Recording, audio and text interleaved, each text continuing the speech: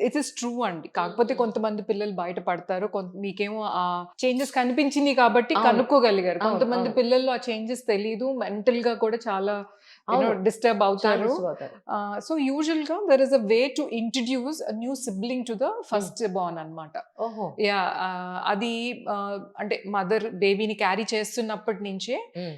New baby వస్తే hmm. How we will handle the baby. It is not just the baby is not just for the mother. It's for the family అని చెప్పి అలా introduce చేయగలిగితే పిల్లలకి ఆ sibling rivalry అనేది లేకుండా first బేబీకి, సెకండ్ బేబీకి బాండింగ్ చాలా బావుంటుందండి. కానీ ఈ 2000 ఇయర్ తర్వాత పుట్టిన పిల్లలకి ఈ ప్రాబ్లమ్ ఉన్నట్టుంది. అంతకుముందు ఏమో ఈ ప్రాబ్లమ్ ఉన్నట్టు నాకేం పెద్దగా ఓకే. అయితే అంతకుముందు పసిపిల్లలున్న ఇళ్ళకి ఆ!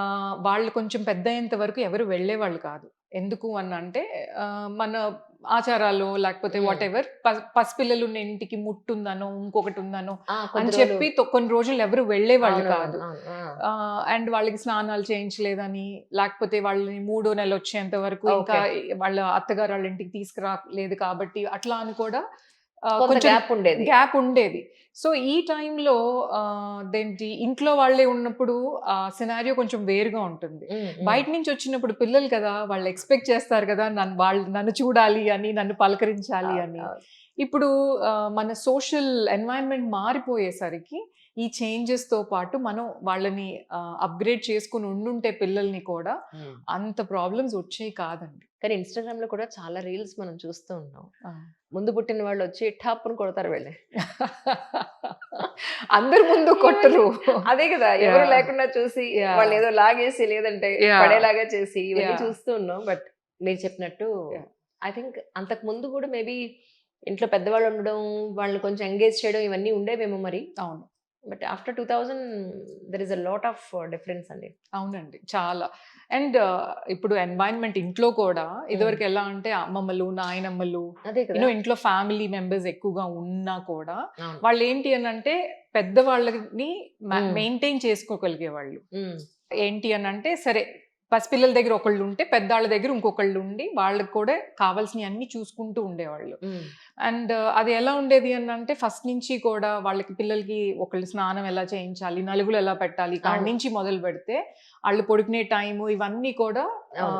టైమ్ టు టైమ్ అయిపోతా ఉండాలి అని చెప్పేసి అనేవాళ్ళు ఇంట్లో కరెక్ట్. పెద్దాళ్ళు. కరెక్ట్. కరెక్ట్. కానీ ఇప్పుడున్న సినారియోలో అయి అంటే స్మాల్ ఫ్యామిలీస్ మూలాన చేంజెస్ చాలా చాలా. ఉన్నాయండి. చాలా. చాలా. అంటే మదర్‌కి కూడా అంత సపోర్ట్ ఉండట్లేదు. అండ్ అవును. ఇప్పుడున్న న్యూ జనరేషన్ అమ్మమ్మలు, నాయనమ్మలు కూడా హ్మ్.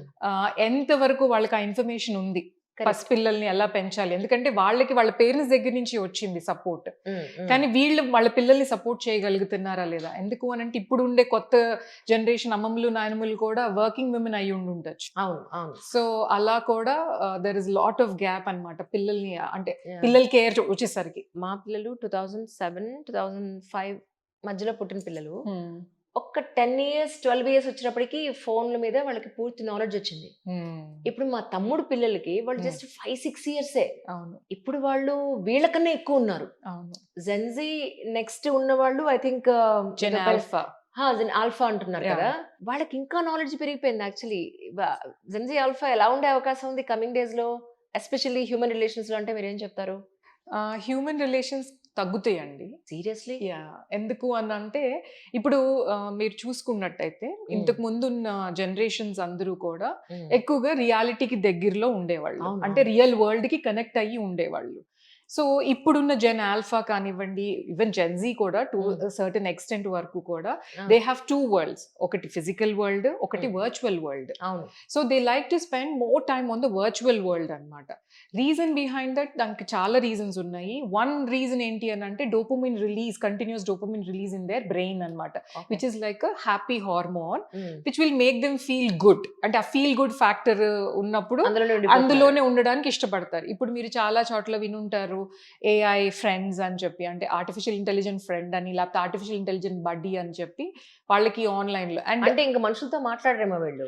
అంటే ఏఐతోనే ఉంటారేమో అనిపిస్తుంది నాకు. కాంట్రోవర్సీని అవాయిడ్ చేయడానికి అది వాళ్ళకి సేఫ్ ప్లేస్ లాగా అనిపిస్తుంది. అంతే కదా! ఇప్పుడు మనమైతే ఇది తప్పు, ఇది ఒప్పు, ఇది మంచి, ఇది చెడు అని మనం చెప్తాం. అవును, కరెక్ట్. చెప్పదు కదా! మహా అయితే చెప్పొదిలేస్తుంది తప్ప వీళ్ళని తిట్టరు, కొట్టరు, ఏమీ చేయరు. సో అది వాళ్ళకి నచ్చుతుంది. Oh my God! సో యాక్చువల్‌గా ఇప్పుడు మీరు అంటే వర్చువల్ వరల్డ్ చూసుకుంటే, వర్చువల్ వరల్డ్‌లో కొన్ని సిటీస్, కంట్రీస్ ఆల్రెడీ బిల్డ్ చేసేసారు. అందులో చాలా మందికి ఆఫీస్‌లున్నాయి. వర్చువల్ వరల్డ్‌లో పెయింటింగ్‌లు చేస్తారు. వర్చువల్ వరల్డ్‌లో పెయింటింగ్ అమ్ముకుంటారు, కొనుక్కుంటారు. చాలా ఎంత ఉంటాయన్నమాట. పిచ్చితనం కదా! Is it real? It's not at all real కానప్పుడు ఇది వీళ్ళెలా ఇలా ఉంటారు? అంటే that is what which is giving them happiness అండి. దారుణం. అంటే భయమేస్తుంది నాకు నిజంగా. పెళ్ళిళ్ళు కూడా ఏతో చేసుకుంటానంటారేమో ఇంకా డేస్‌లో. ఇప్పుడు మొన్న ఒక సినారియో వినే ఉంటారు మీరు. ఒక చైల్డ్ సూసైడ్ చేసుకున్నాడు. ఎందుకు అనంటే తన ఏఐ బడ్డీ తన ఏఐ బడ్డీ తోటి రోజు మాట్లాడుకుంటా ఉంటే కాన్వర్సేషన్స్ ఇంటికొచ్చేసరికి ఏమైపోతుంది పిల్లలకి పేరెంట్ టైం ఇవ్వలేకపోతున్నారు వాళ్ళ బిజీ స్కెడ్యూల్ తోటి. సో వాళ్ళు ఏదైనా మాట్లాడుకోవాలి, ఏదైనా మాట్లాడాలి అని అంటే కూడా వాళ్ళకి ఎవరు ఉండట్లేదు ఇంట్లో. సో దాంతోటి వాళ్ళు ఏం చేస్తున్నారు, ఈ ఏఐ బడీస్‌ని ఎక్కువగా అప్రోచ్ అవుతున్నారు. హ్మ్. సో ఒక స్టేజ్ వచ్చేసరికి కిడ్ ఏమని అడిగాడు అనంటే, నిన్ను కలవాలి అంటే ఏం చెయ్యాలి అని అడిగాడు. You should let go of your life అనింది. అంతే. సూసైడ్ చేసేసుకున్నాడు. థింకింగ్ దట్ నేను చచ్చిపోతే ఏఐ బడ్డీతోటి కలిసిపోవచ్చు అని అనుకునే ఆ child. Oh my God! How stupidity really. అంటే వాళ్ళకి రియాలిటీ అనేది తెలియట్లేదు. చాలా అంటే reality is very tough for them and very strange for them. ఇక్కడ ఒక మేజర్ పాయింట్ మనం ఒకటి ఖచ్చితంగా మాట్లాడాలండి. ఓకే. ఈ రోజుల్లో ఇద్దరు పని చేయంది ఇల్లు గడవని మాట వాస్తవమే అయినా కూడా అమ్మ ఎస్పెషల్లీ అమ్మ పిల్లల్ని వదిలి వెళ్ళడం అనేది ఇక్కడ మళ్ళీ it's a major responsibility on mother. It's major responsibility of both the parents. Both the parents. కానీ ఇప్పుడు మేల్ మనకి వాళ్ళు ఉద్యోగం మానేసి ఇంట్లో ఉండమంటే ఉండరుగా. ఎవరు ఉద్యోగాలు మానేయాల్సిన అవసరం లేదండి. ఎగ్జాక్ట్లీ. ఇద్దరు వర్క్ చేసుకోవచ్చు. చేసుకోవచ్చు. కాకపోతే పిల్లలు వచ్చే టైంకి ఒక్కళ్ళమే అల్టిమేట్‌గా ఇంట్లో. మనమే ఉండాల్సిన పరిస్థితులు వస్తాయి. అలా అని కూడా కాదు. ఎందుకంటే నేను working. My husband is working. నాకు పిల్లలు పుట్టినప్పుడు మేము లండన్‌లో ఉండేవాళ్ళం. ఓకే. సో మేము ఎలా హ్యాండిల్ చేసుకునేవాళ్ళం అనంటే, మార్నింగ్ ఒకళ్ళు ఎర్లీగా వర్క్ స్టార్ట్ చేస్తే, సాయంత్రం ఒకళ్ళు ఎర్లీగా వర్క్ ఫినిష్ చేసేస్తారు. అది మీరు విదేశాల్లో ఉన్నారు కాబట్టి ఇక్కడ మన పరిస్థితి చెప్పండి.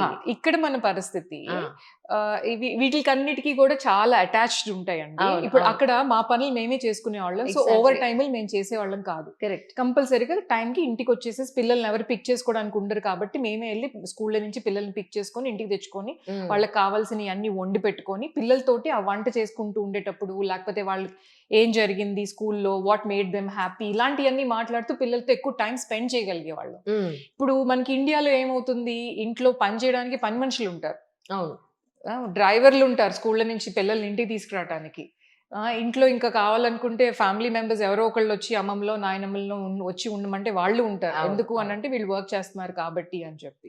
సో ఆ రీజన్స్ తోటి చాలా మంది ఏంటి అని అంటే, వాళ్ళు ఉన్నారు కదా, వాళ్ళు చేస్తారు కదా అన్నట్టుగానే పనులన్నీ వేరే వాళ్ళకి డిస్ట్రిబ్యూట్ చేసేసినప్పుడు సో వీళ్ళ ఫోకస్ తగ్గిపోతా ఉంటుంది.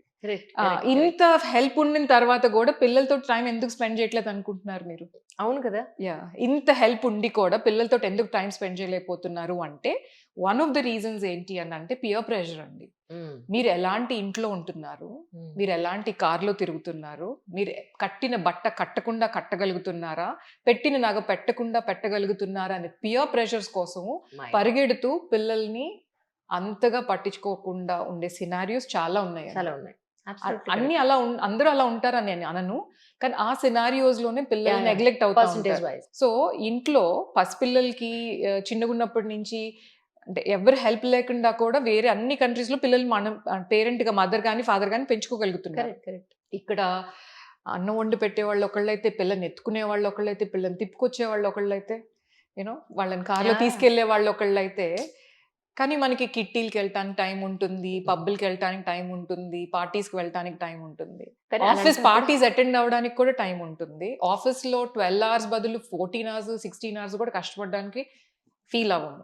2 years ప్రాజెక్ట్ కోసం ఎన్ని గంటలు కష్టపడుతున్నారు, మరి పిల్లలు 21 years ప్రాజెక్ట్, వీళ్ళ మీద ఎంత ఫోకస్ పెట్టాలి మనం? ఇప్పుడు ఇంకా పెరిగిందనే చెప్పాలి. 25 years అని పెట్టుకోవచ్చు.